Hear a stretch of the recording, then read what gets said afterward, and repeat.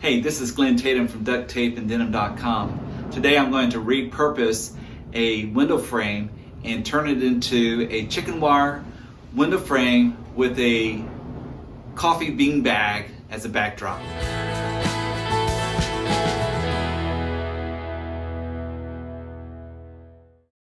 So today we're going to start off with some of the supplies that you're going to need for this project. And so one of the things you're going to need a sander or sandpaper. You can do it by hand, but I find it easier just to do something with a sander. You're definitely going to need a stapler. I'm going to use a pneumatic stapler just to make it easier on my hands to be able to do this project. You're definitely going to need some wire cutters or wire cutters. These are snips, 10 snips, and this makes it a lot easier to cut through the chicken wire. Another thing that you might want to get is some sort of scraper, because there is some old paint that we're going to need to scrape off just to kind of clean it up a little bit, and possibly be able to use this to get some of the glass. That some of these frames might have bits of glass in it, and so you want to be careful with that. Along with that, you might want to get some sort of utility knife to help with that. And then I'm using this nail tack remover.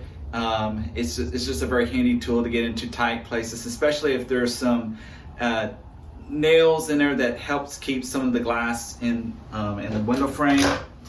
And just an all-purpose pair of pliers to help pull some nails and stuff out, and maybe even possibly the glass. And then also you're going to need to have some kind of sandpaper. I'm going to start with 80 grit and then maybe move up to 120. I don't think I'm going to need to do any kind of fine sandpapering with this. Just enough just to kind of smooth things down and get the bits paint chips off.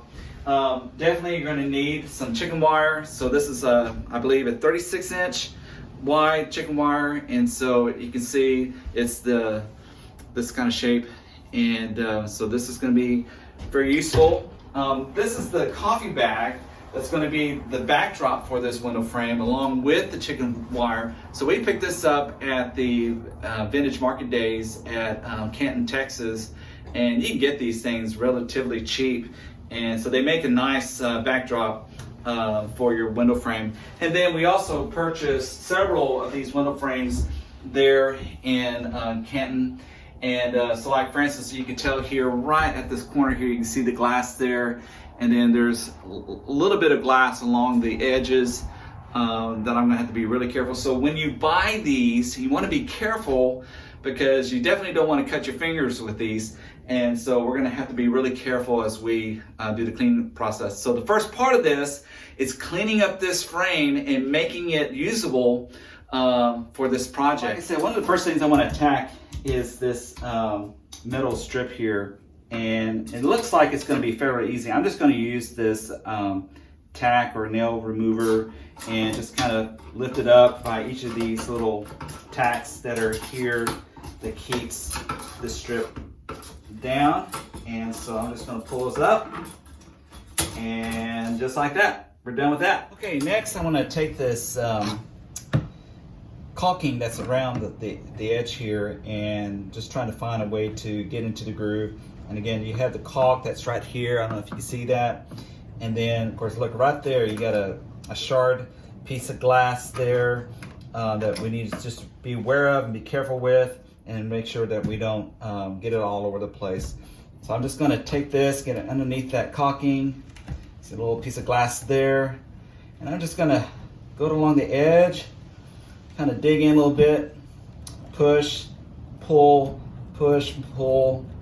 until I can get all this caulking out. And as I'm doing that, I'm also encountering these little pieces of glass, and hopefully maybe that glass will stick to that, but it's not. It's just going to fall right there on the table. So I'm glad I'm doing it up here. And see, there we go. So I'm just going to keep going around until I get all this caulking out. And I've got that kind of scraped down as much as I can, and then I'll come back and clean that up here in just a little bit. So, but that's a good start. So now all I'm going to do now is then flip this around. Again, here's one of those little metal, I just want to show you what this looks like. I don't know if you can see it on my hand here, but it's just a little tack, I guess that's what you would call it. But it helps keep that window pane seated in there so it doesn't move around. Right now I'm not really concerned about damaging the wood. I just want to try to get this stuff out of here. And I'm trying to be careful here because I've got a large piece of shard right there that's broken. And see, I'm just gonna pull that right out. And so this is the sort of thing you gotta be careful with, right? Okay, next, I'm gonna take the scraper and I'm just gonna kind of go around and see if I find any loose kind of paint. I'm just gonna kind of get that out of the way before I get the sander on this. Okay. So now I'm gonna take my sander and I'm just gonna go over different places and just kind of smooth out some of the rough places that might cause some problems. And I'm not gonna do a heavy job of sanding, but we'll see what we can do to smooth this out a little bit.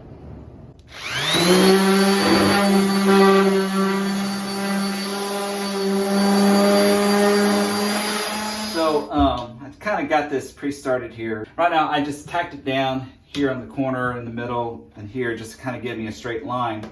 And basically all I want to do is roll this out as best as I can and kind of get it straight. And then I have a 2x4. I find that this usually works pretty good by putting this 2x4 right here.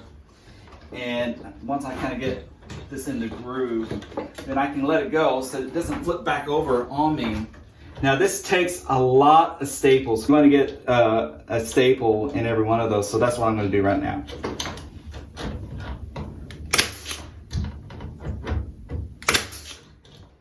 Okay, just got a couple more on this side. I just now got this other side stapled in, just to kind of get it tacked down.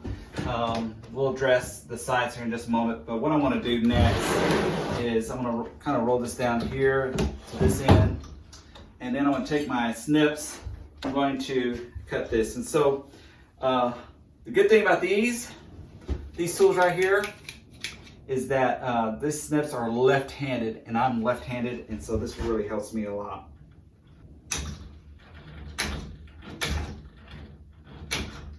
So I'm just going to go across here. Well, I tell you, without these snips, oh man, I tried doing this with regular wire cutters. I don't have a pair in here right now because I just can't use those. My grip on this is so weak. Almost there, just a few more to go. Gonna make it. And I got it. Woo! All right, what's next? I turn the frame around to get to this side, make it a little bit easier. And so now what I'm going to do is I'm going to tack this side down with the staple gun. What's hard about this is getting those staples centered right over where you want to staple that wire. Missed that one. So now I'm going to go back and get some of the loose ones that I missed. I think that's going to be it. All right, so now I'm just going to stretch this out as far as I can, and I'm going to start here in the middle. I guess you can see that. I'm just going to start right here in the middle somewhere and just kind of give me a point of reference. It's not going to be totally straight, but I just want to get the one that's nearest to the edge because I don't want a lot of excess of this wire. Then once we cut it, then we'll see if we have to staple some more down. I've got staples right here just to the edge, and so I don't want to come out here because I don't want it to be flopping around like that. So right on the roll, or just outside the roll where I've got some of these stapled, I'm just going to get as close as I can to some of these here that I don't want exposed here. So I may go up here to this one, and I just want to get some of these like this, and see it's going to flip up but I can address that here in just a moment. I still have not found a good way to address the sticking up wire. One of the ways I've done it is just turn them inside towards the wood. I have to pay attention what I'm doing here. Make it go on the outside here. This one there, and that one there. Ah, I got one more. Oh, there we go.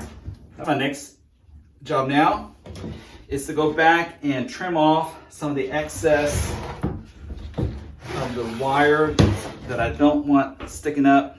I mean, I could possibly, like for instance, I don't really need this one right here.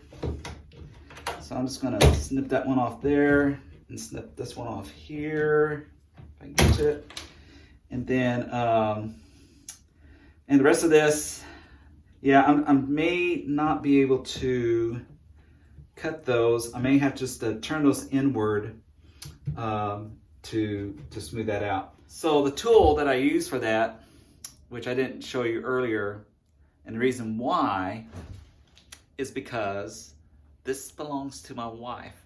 She's down the hill working inside on her computer, writing you guys emails, and she doesn't know until she watches this video that I went over into her shed and pulled out her needle nose pliers, because I need these to turn these inside to invert them to make them go down like so. All right, so I'm gonna try this holding my hand and try to do this through watching the camera, but I'm just gonna take this and basically just kind of tilt it inward on itself and try to make it face down, okay? So you see how I'm doing that?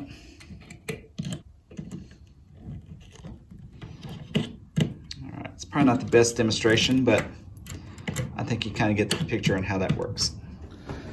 Okay, so now after I had gotten all the wires tacked down, I went ahead and sized the bean bag and kind of got it centered as much as I can. Basically what I did is tack the corners just to kind of get it started, just for the sake of time here. So basically I'm just going to flip this over now that I know I have it centered where I want it to be. And I'm going to try not to stretch it out too much on the sides, but from the top and the bottom, I'm going to try to make it top in that direction as much as I can. And so I just want to make sure, actually I'm going to start down here on this side, because I have kind of a line with the frame, and plus the thicker part of the seam of the beanbag is down here, so that way when I start pulling on the top part, it's not going to give way.